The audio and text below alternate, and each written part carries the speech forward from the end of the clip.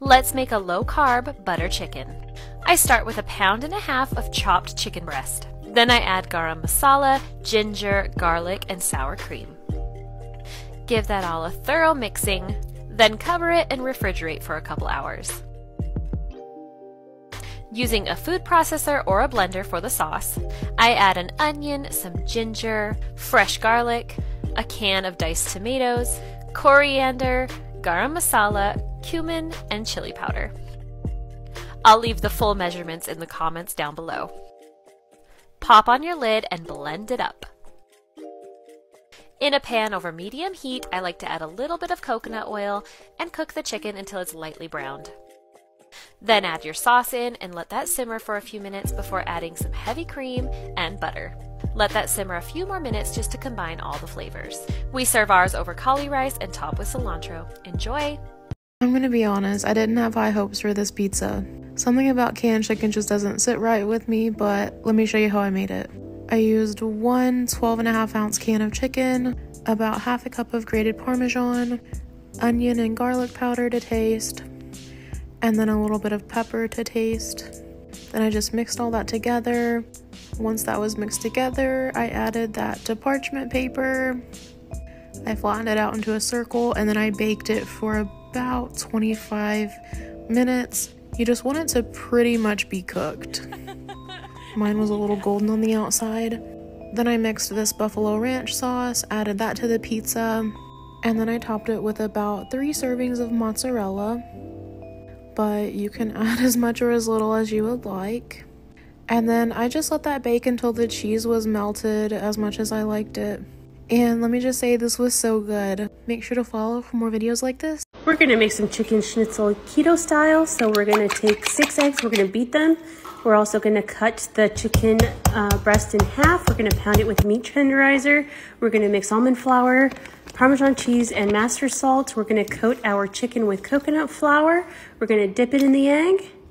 And then we're gonna dip it in the almond flour mixture with the Parmesan cheese. And then we are gonna fry it on both sides in olive oil until they're golden brown and ready to enjoy. Hello, you guys. Today we are gonna prepare a quick and healthy dinner, ready in a few minutes.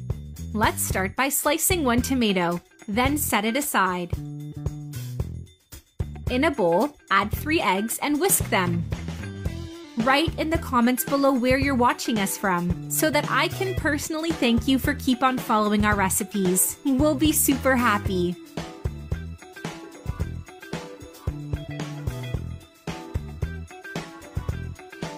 Now add half a teaspoon of salt, half a teaspoon of black pepper, 3 garlic cloves, and parsley to taste. Mix well. This recipe is super easy to make and incredibly tasty. I'm sure you're gonna love it. Finally, add 2 tablespoons of oats and mix well. If you're still watching the video, you're loving the recipe. Then like the video and share it with your friends. It will help us greatly. In a pan on medium heat, add 1 tablespoon of butter and leave it to melt.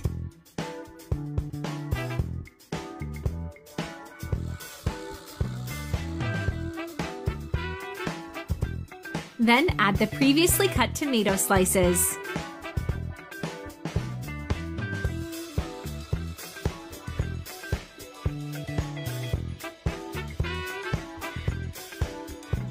Now add the egg mixture on top. Spread it across using a fork.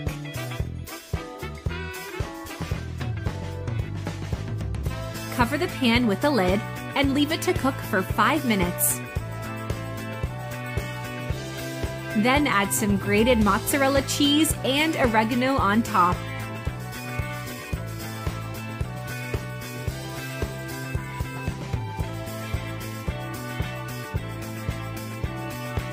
Cover again and leave it to cook for another 5 minutes to let the cheese melt.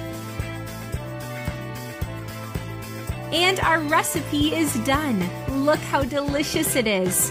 Affordable and perfect for lunch or dinner. Try it at home. I'm sure you're gonna love it. I really hope you liked our recipe. Now I'm gonna reply to your comments. Thank you. See you in the next video. Bye-bye.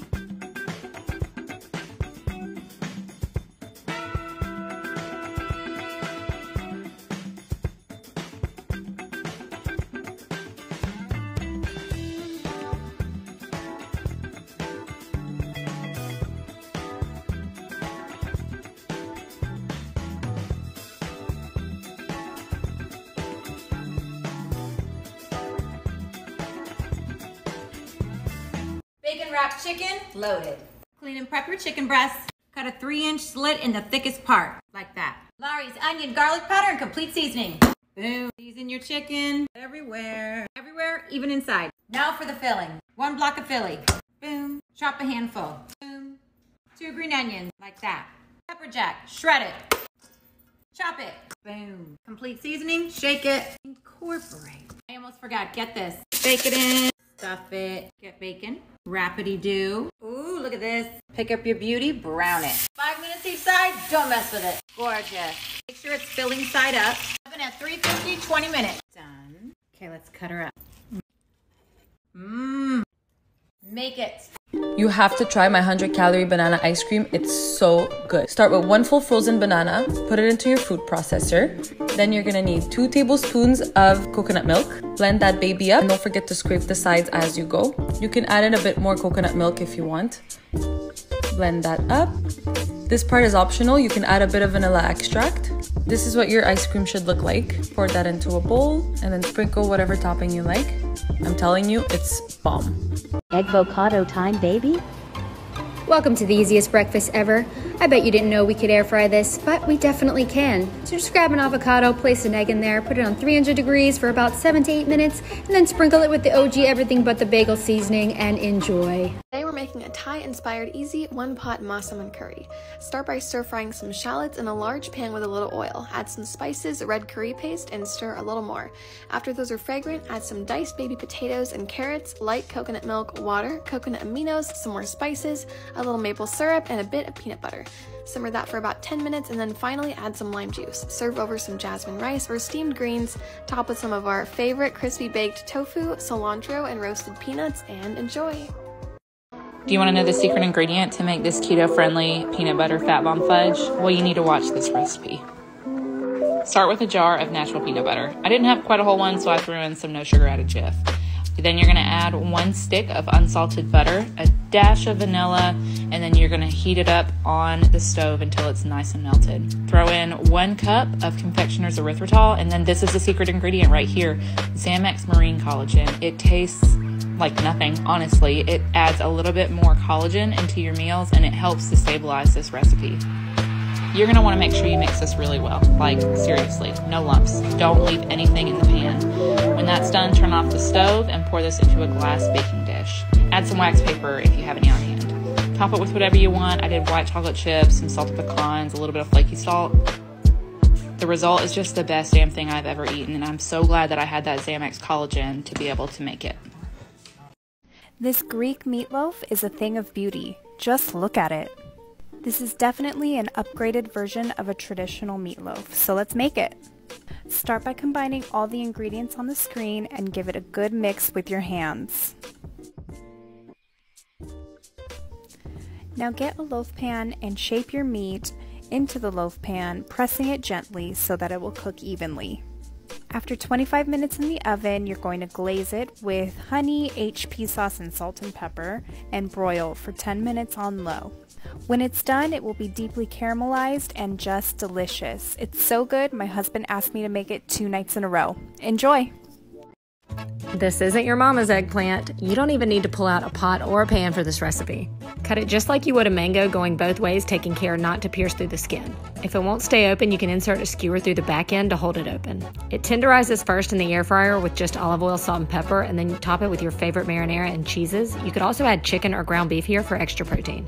It's so easy and delicious, and you eat it straight from the shell. It's so good.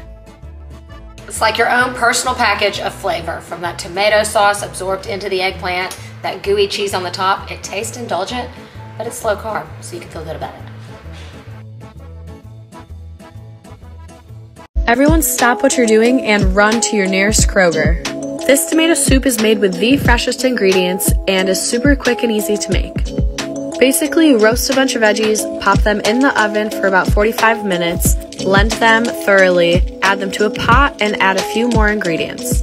After adding these ingredients, and while your soup is cooking on a low to medium heat while the flavors marry together, you can make yourself a grilled cheese sandwich, which, as everyone knows, is perfectly paired with tomato soup. I feel like soup gets a bad rep and I don't know why because this was so good, so let me show you how to make it. Combine ground beef with some onions, parsley, salt, spices, oil, and then form these little meatballs. Once your meatballs are all formed, you're going to fry them in your soup pot on each side until they're nice and golden brown. Then transfer to a plate, and in that same pot with the same oil, you're going to fry your vermicelli noodles, add a little bit of garlic, add back in your meatballs with a little bit more tomato paste, some bone broth, homemade is better, and some water. Add some bouillon, thyme, salt, pepper, bring to a boil, and let it simmer for 20 to 30 minutes, and that's it. It's literally so simple and so good. Garnish with parsley and enjoy. Time to make a keto fat bomb strawberry cheesecake shake.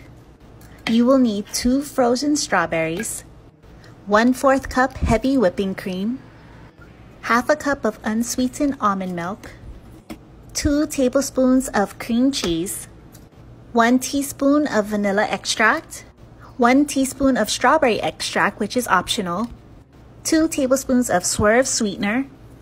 Add in a few ice cubes and blend all of the ingredients together. And there you guys have it, an easy and delicious keto fat bomb strawberry cheesecake shake. If you guys liked this video, don't forget to hit the like button there for me and subscribe for more easy keto recipes like this one. Aloha.